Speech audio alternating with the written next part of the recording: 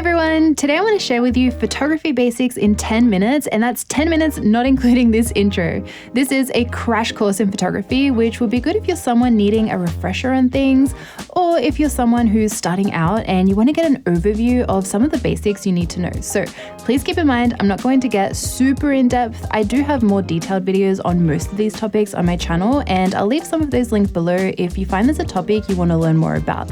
Today's video is also sponsored by the Professional Photographers of America, who are also a great resource for photographers, and I'll let you know a little bit more about them later on.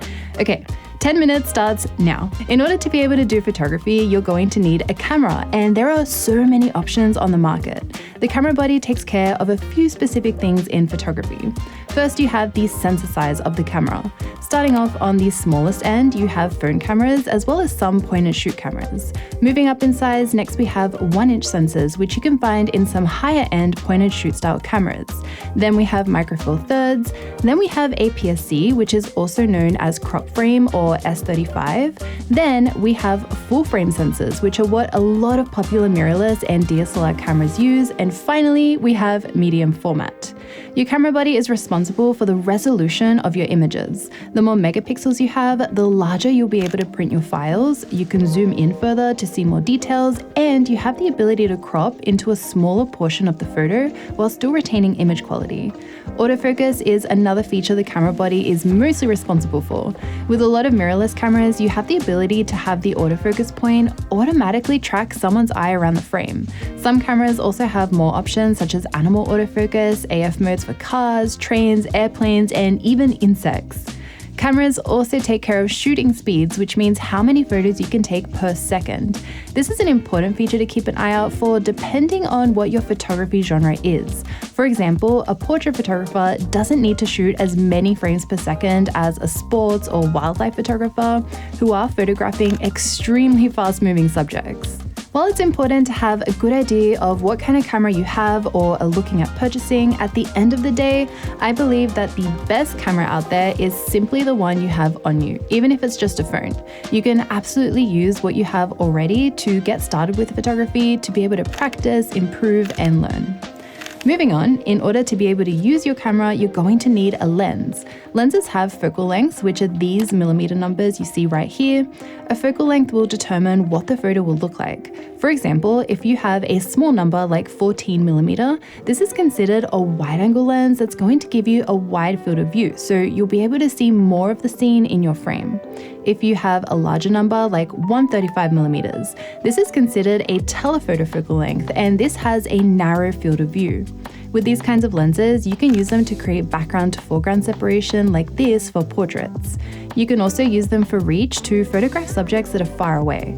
What focal length you use for your genre of photography will really come down to your personal style and preferences.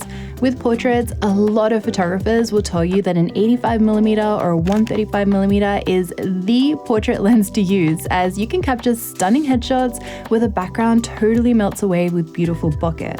However, I personally prefer using a wider lens for portraits, such as this 35mm, as I like how you can see more of the location in the frame instead, and I can create some environmental portraits. Lenses also have apertures, which is this second f number, also known as an f-stop.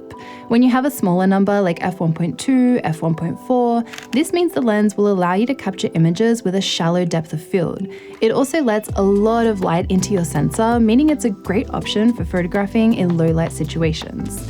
The larger the number, like f2.8 or f4, you will have a wider depth of field, so you will see more detail in the background and it lets less light into your frame, so you can be limited to only using it when you have enough available light. One last thing to consider is whether you get a zoom lens or a fixed prime lens. With a zoom lens, you have a range of millimeters available to use in your lens. So let's take a 24 to 70mm f2.8 for example. You could shoot as wide as 24 millimeters, then any millimeter in between, all the way up to the telephoto focal length of 70 millimeters.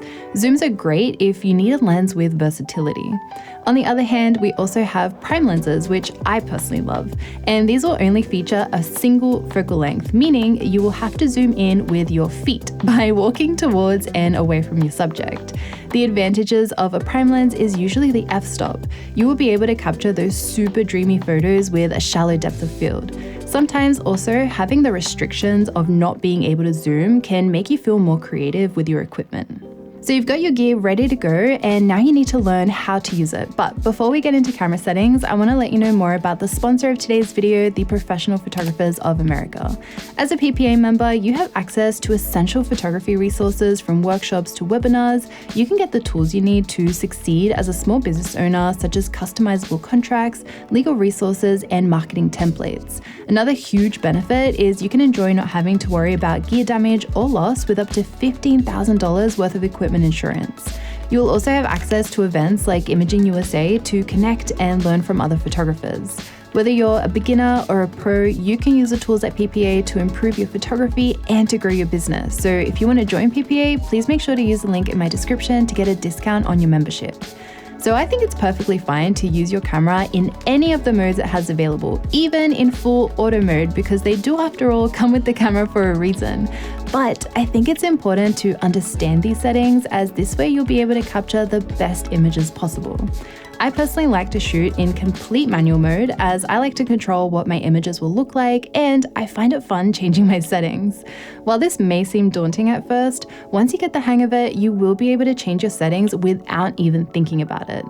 The main thing we're trying to achieve with our photos is getting correct exposure. To do this, we need to use 3 settings in our camera together to achieve the right look: shutter speed, aperture, and ISO. These 3 settings all control the amount of light let into the photo in different ways. The shutter speed determines how slow or fast your shutter opens to let light in when you're taking a photo. When you use a fast shutter speed like 1/1000th of a second, you can freeze fast movement. When you use a slow shutter speed like 1/110th of a second, you can create motion blur. The aperture, also known as f-stop, which we were talking about earlier, is controlled by your lens. When you use a large aperture of f1.2, you are letting in a lot of light into your photo, and it also creates the shallow depth of field look with lots of bokeh. When you use a small aperture of, let's say, f8, you are letting in less light through the lens and creating a wider depth of field, resulting in a sharper image. Finally, ISO is another setting controlled by your camera where you can add more light into your photo at the expense of adding noise, which is this green that you can see here. Next, I have even more camera settings that I want to talk about, and I've rounded it down to the 4 most important settings I think everyone should take a look at in their cameras. First is file type. I would recommend to switch your camera to RAW. Unlike a JPEG, with a RAW, you'll be able to recover highlights, shadows, and in general, be able to push your editing further with higher quality results. Keep in mind, you will need a dedicated editing software to process these RAWs. Next is white balance, which is the setting you use to capture accurate colors in your image without being affected by the color of the light source. So if you're shooting indoors and you're finding your photos are looking too orange, you can fix that by adjusting your white balance. We also have focus modes, where you have the choice between whether the camera will lock the focus to your subject, which in some cameras is called single shot AF, or if it keeps adjusting the focus as the subject moves across the frame, which in most cameras is known as continuous autofocus. Since I photograph moving subjects with portraits, I keep my camera on continuous autofocus. Finally, we have metering modes, which is the way your camera calculates the light of the scene for you to be able to achieve correct exposure.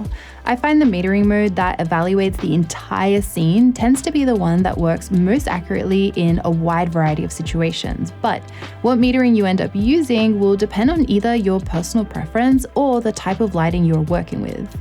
Finally, we have the creative side of things when it comes to actually taking photos, and I want to share with you some composition tips, which is the way you frame your images to capture the subject.